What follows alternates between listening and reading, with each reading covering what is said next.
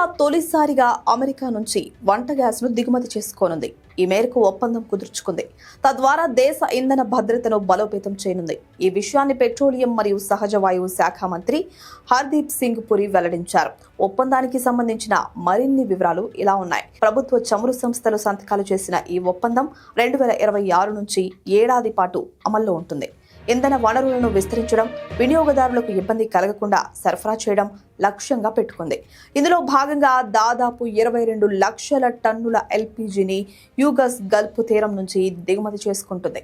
America నుంచి ఇంధన దిగుమతులను పెంచే అంశాన్ని ఆ దేశంతో జరుగుతున్న ద్వైపాక్షిక వాణిజ్య ఒప్పందంలోనూ పొందుపరిచారు.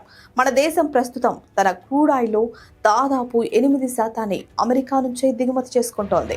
ఈ ఏడాది తొలి అర్ధభాగంలో రోజుకు 2,71,000 బ్యారెళ్ల ముడి చమురును కొనుగోలు చేసింది. గత ఏడాది తొలి అర్ధభాగంలో రోజుకు 1,80,000 బ్యారెళ్లను మాత్రమే దిగుమతి చేసుకుంది.